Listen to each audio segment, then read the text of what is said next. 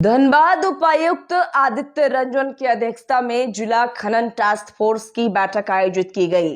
बैठक में उपायुक्त ने अवैध कोयला खनन रोकने के लिए प्रभावी कदम उठाने का निर्देश देते हुए अवैध मुहानों को मजबूती से बंद करने का निर्देश दिया ताकि पुनः उसे खोलकर कोयला चोरी नहीं किया जा सके।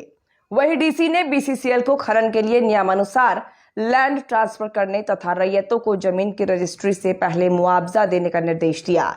साथ ही उन्होंने बीसीसीएल को खनन क्षेत्र में बने जलाशयों को विकसित करने और आसपास के लोगों के लिए सकारात्मक कार्य करने का सुझाव दिया।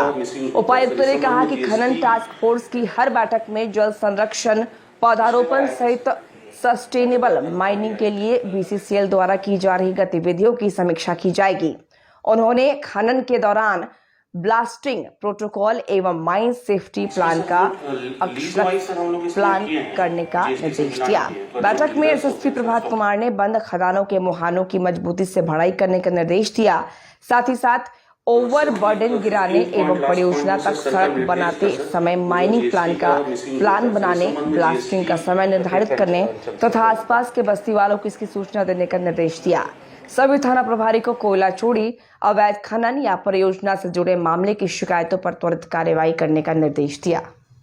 देखिए, जो हम लोग लगातार कार्रवाई भी कर रहे हैं माइनिंग टास्क फोर्स को लेके, और लास्ट बैठक से इस बैठक में काफ़ी इम्प्रूवमेंट भी है इन टर्म्स ऑफ कंप्लायंसेस, और मेजर मिनरल माइनर मिनरल दोनों के लिए बृहद चर्चा भी हुई और कुछ इम्पोर्टेंट बिंदु थे जिस पर कंप्लायंसेस आने लग गए हैं। अब थानों में बृहद मात्रा में खनिज पड़ा है जिस पर केसेस हो रखे हैं, उसका निष्पादन होना है। गाड़ियों जो जब्त है उसका या तो राजसात होना है या छूटना, जो भी कोर्ट से कंप्लायंसेस है उस पर भी हम लोगों की चर्चा हुई। नए एफआईआर्स, नए जो अवैध मुहाने हैं खदानों को, उसको बंद करने को लेकर बातचीत हुई। जो बार बार खुल जाते हैं उसको दोबारा बंद करने के लिए या ऐसे तरह से बंद करने की फिर ना खुले। और इन सबसे महत्वपूर्ण जो बिंदु आज आया है वो सेफ्टी को लेकर है। माइंस, ओबी डंप, उसके आसपास के कई सड़क हैं जो धंस जा रहे हैं, उसके आसपास हानि होने के चांसेस हैं, उसको लेकर विस्तृत चर्चा हुई। और बीसीसीएल के सभी पदाधिकारियों ने भरोसा भी दिलाया और वो लोग अच्छा काम भी कर रहे हैं। तो हम लोग प्रयास कर रहे हैं कि ऐसा कोई भी रोड जो धंसने वाला है या धंस रहा है उसकी रिपेयरिंग जो है हमारा विभाग आरसीडी है या फिर जो भी एनएच है और साथ साथ बीसीसीएल मिलकर करे, अल्टरनेटिव रूट्स आइडेंटिफाई करे ताकि किसी की किसी तरह की हताहत नहीं हो। ब्लास्टिंग को लेके विस्तृत गाइडलाइंस हम लोगों ने लास्ट बैठक में भी दी थी और अब उसका कंप्लायंस भी होने लग गया है। जो घटनाएं थी अनप्लान्ड ब्लास्टिंग की वो लास्ट महीने से इस महीने काफ़ी कम भी हुई है और मुझे लगता है आगे आने वाले समय में और भी कम होगी। प्रॉपर जो उसके गाइडलाइन है इन टर्म्स ऑफ इंटीमेशन की कितने बजे होना है, किस एरिया में होना है, क्या उसमें एहतियात बरतना है, इन सब चीज़ का माइकिंग होना है, इन सब चीज़ों पे कार्य चल रहा है। और अंत में हम लोगों ने निर्देश दिया है कि माइनिंग टास्क फोर्स का जो बैठक है वो सिर्फ सेफ माइनिंग को ही लेके नहीं, अवैध माइनिंग को ही लेके नहीं, सस्टेनेबल माइनिंग को लेके भी है। तो हर एक जीएम को कहा गया है कि अपने अपने क्षेत्र में जो है सस्टेनेबल माइनिंग को लेके काम करें।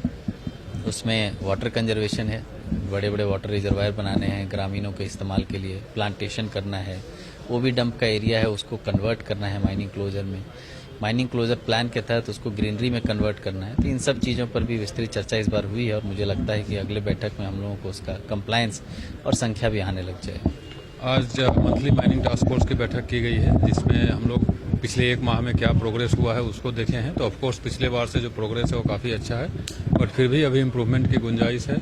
बीसीसीएल के द्वारा जो भी पत्र दिए जाते हैं एफआईआर करने के लिए, उसमें एफआईआर की संख्या तो बढ़ी है बट फिर भी अभी गैप है। सभी थाना प्रभारी को स्पष्ट निर्देश दिया गया है कि जब भी कोई बीसीसीएल से कोई अधिकारी या सीआईएसएफ से कभी भी कोई आते हैं अवैध मुहाना को बंद करने या अवैध कोयला के खिलाफ कार्रवाई करने, तो इमीडिएटली उनको ब्लैंकेट ऑर्डर है जाकर के सपोर्ट करना है। और कोई भी अगर आवेदन देते हैं एफआईआर करने के लिए तो ईच एंड एवरी एप्लीकेशन को एफआईआर में तब्दील करना ही है। उसके बाद एफआईआर करने के बाद जो एक्शन है, आरोपियों की गिरफ्तारी हो, चाहे जो सीज मटेरियल है उसको रासात करना हो, इस सब की कार्रवाई के लिए दिशा निर्देश दिया गया है।